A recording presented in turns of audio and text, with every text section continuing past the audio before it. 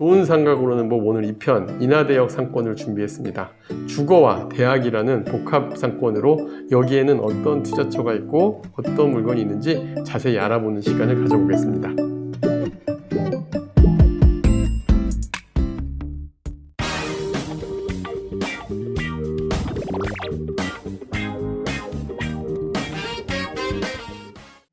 안녕하세요. 월세고스TV의 최영식입니다. 네, 지난 원인역 상권에 이어서 두 번째 시간인데요. 네네. 오늘 소개해 줄 곳은 어디인가요? 네, 저희가 이제 상권 답사를 하고 있죠.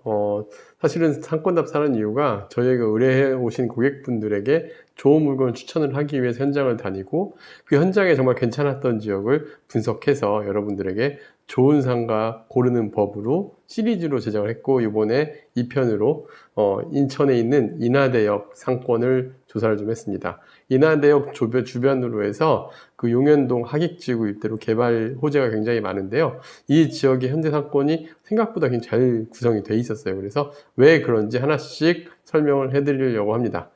자, 먼저 일단 인하대역 상권을 좀 비교를 해서 지도로 설명을 드릴게요. 일단 지하철 수인 분당선 인하대역 3번 출구, 1번 출구 앞쪽으로 상권이 이렇게 형성이 되어 있는 지역입니다.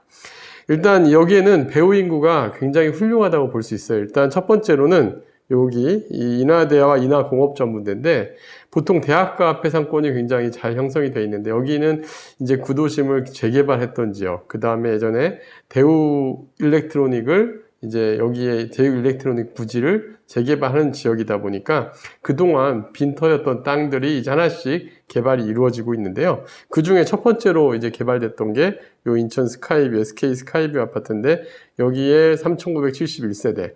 그 다음에 인하대와 인하공업전문대 학생 수가 무려 제가 보니까 한 36,000명 정도가 됩니다. 인하대 25,000, 인하공업전문대 11,000명. 그럼 이 배우 인구가 상당히 작은 편이 아니에요. 이 배우에서 올 수 있는 상가 중에 그래도 가장 신도시답게 만들어진 상가들. 그 다음에 이 아파트만 있는 게 아니라 여기 주변 배우로 볼 수 있는, 제가 넓게 보지도 않고 딱 요 정도 블록으로 빌라 같은 것도 제외하고 아파트로만 봤는데 요 아파트 수가 제가 표로 만들었는데 총 1698세대입니다. 그러니까 배우 지금 현재까지 다 완성되어 있는 아파트가 1698세대와 인하대 학생들과 같이 갖춰 있는데 거기에 비해서 상가 수가 굉장히 적은 약간 항아리 같은 상권이에요. 그래서 여기 지금 오피스텔이나 이런 건 제외하고 아파트로만, 순수 아파트로만 생각을 했고요. 그 다음에 여기에 이편한세상시티와 해리움 오피스텔 두 개 합하면 또 역시 2,000세대가 넘는 오피스텔, 그리고 요 앞에 빈 땅이 있는데 이 빈 땅으로 또 향후에 2,000세대 아파트가 들어설 예정입니다.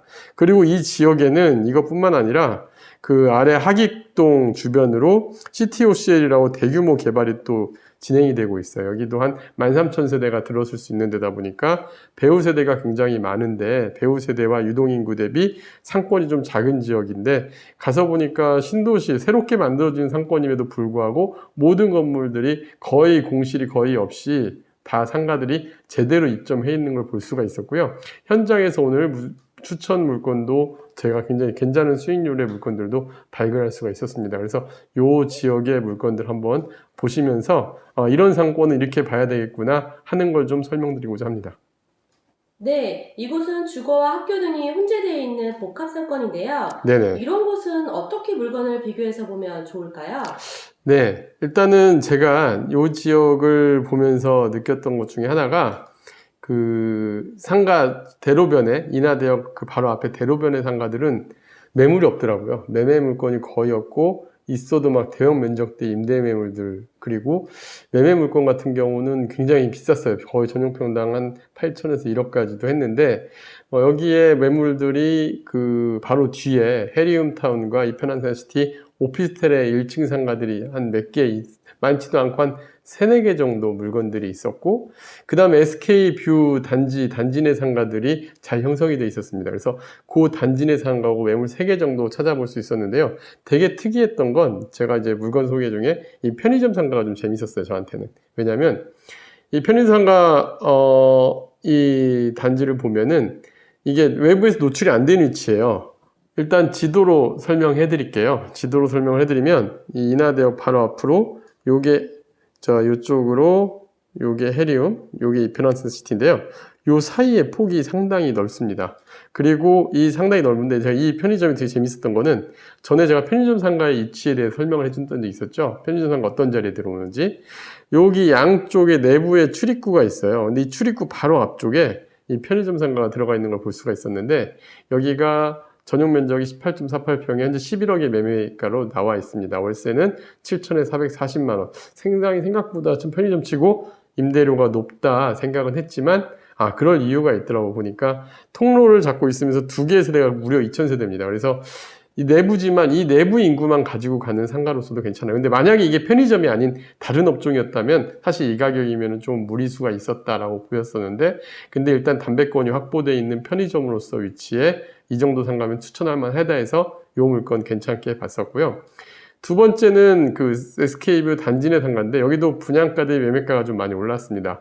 전용 평당가가 지금 6천만 원, 그러니까 매매가 6억인데 10평에 6억이니까 전용 평당 6천인데 여기는 현재 그냥 음식점이 들어와 있는데 3,200 월세고요. 수익률 4.44% 정도 나왔던 상가고 하나는 프랜차이즈 상가인데 여기도 역시 단지 내 이 오피스텔 사이에 통로가 되게 잘 돼 있어요. 이쪽 통로로 업종들이 굉장히 잘 들어와 있더라고요. 그래서 이 통로에 들어와 있는 상가가 8억 1,500에 5천에 320 정도, 수익률 4.74%. 근데 사실 이 세 개 중에서는 이 상가가 좀 가격 대비 괜찮아 보였었습니다. 그래서 지금 1층 상가들이 서울시 같은 기준이나 지금 웬만한 데들 다녀보면은 3%대 수익률이 대부분이거든요. 근데 여기는 4%, 5% 정도 수익률대 나오는 매물들이 꽤 있어서 생각보다 괜찮다. 그리고 향후에 이 앞에 2,000세대까지 들어오면 통로변에 있는 위치의 상가들이 나빠 보이지 않았던 매물들이었습니다. 그래서 이 지역의 상권을 봤을 때 이런 좀 재밌는 이슈들이 좀 있었고요.